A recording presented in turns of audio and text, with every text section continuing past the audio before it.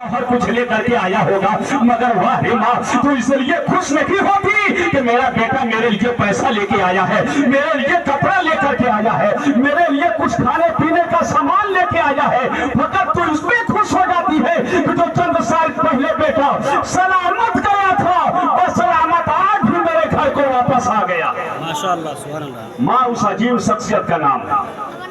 मैं अपनी बात बताऊं कि जब मेरे माँ का इंतकाल हुआ था, वो खुशनसीब है वो लोग जो माँ की खिदमत कर लेते। बहुत सारे ऐसे नाहंजार हैं कि जो माँ की कदर कीमत समझते नहीं। और जब वही माँ दुनिया से चली आती है तो मौला रहमतुल्लाह साहब चार खत्म करा दीजिएगा। तू काहे लिए? खाली गन्ना बोने के लिए उसके हिस्से में। अरे साहब इतना पढ़वा दीजिए। अबे तू जब तक थी अपनी जन्नत नहीं खरीद पाया तू, अब चला है मक्कारी दिखाने। जब तक थी तू नाराज करता रहा, अब चले हो तुम कुरान खानी कराने, चले हो सबको खैरात करने, चले हो बांटने। वो भी बांटने का अंदाज देखिए, लुंगी देगा 60 रुपए का और 4 कैमरा लगवाएगा, खींच के डाल दो ताकि मैंने माँ के नाम पे 60 रुपया का लुंगी दिया है। ये समाज इतना गिर गया है साहब। जो बच्चे कुरान पढ़े, जो बच्चे इशारे सवाब के लिए दुआ करें, जो बच्चे कब्र पे जाकर मग़फ़िरत की दुआ करें, जब खिलाने की बात आती है तो कोटे के चावल लोग खाएंगे और शाम में जितने उनसे बड़े फकीर आएंगे वह 1 नंबर बासमती खा के जाएंगे।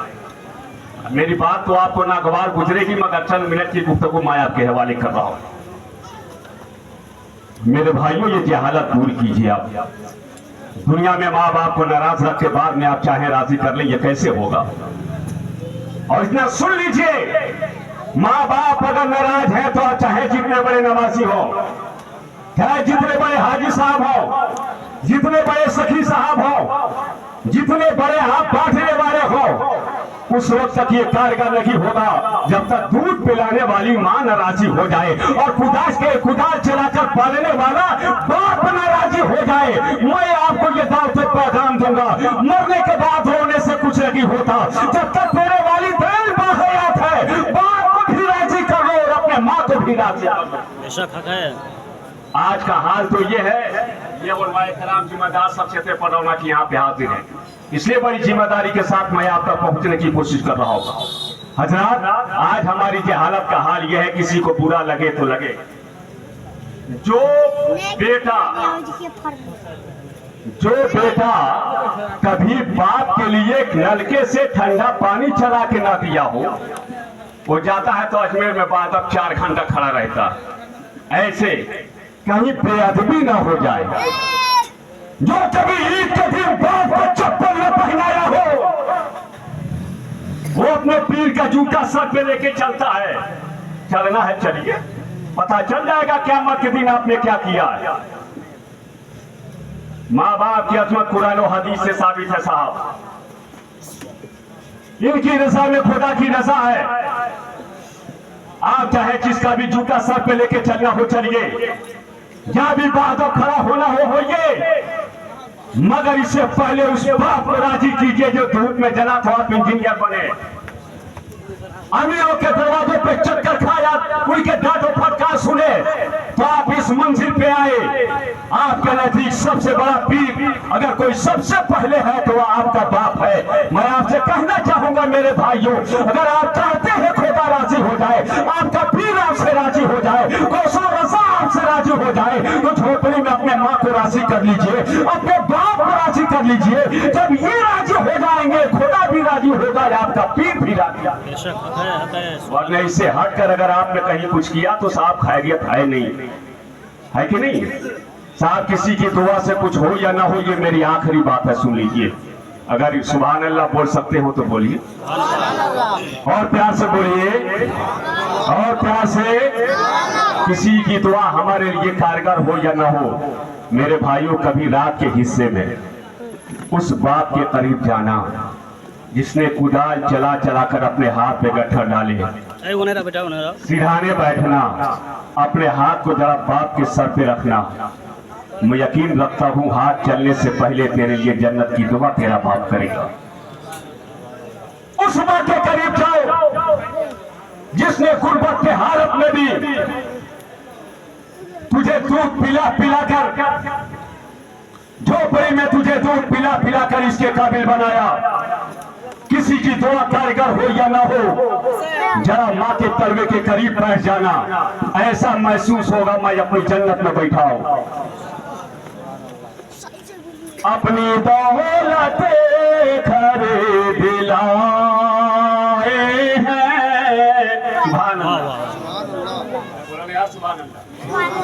अपनी शोहरत खरीद लाए हैं। माँ के कदमों को चूम के अपनी जन्नत खरीद लाए हैं, अपनी जन्नत खरीद लाए हैं। ये मेरी आखिरी बात सुन लीजिए, किसी की दुआ से कुछ हो या ना हो, मगर माँ की दुआ देखिए। आपने हज़रत बायज़ीद बुस्तामी का नाम सुना, माँ के दरबार में पहुंचे। आज कहते हैं अम्मी जान, ये दुनिया क्या है बहुत याद रखती है, मैं खुदा को राजी करना चाहता हूँ, न जाने मेरा खुदा मुझसे राजी हुआ कि नहीं। काश आप इजाजत दे देती तो मैं तन्हाई में जाता, जंगल में जाके अपने रब को याद करता। और निकल पड़े, माँ ने इजाजत दे दिया। कितने साल रहे? 12 साल। कितने साल? अरे बोला कुछ, कितने साल? 12 साल। माँ कैसी जुदाई बर्दाश्त की होगी ये माँ ही जानती है। 12 साल आप जुदा रहे। 12 साल के बाद किसी वजह से अपने मोहल्ले की तरफ से आपका गुजर हो रहा था।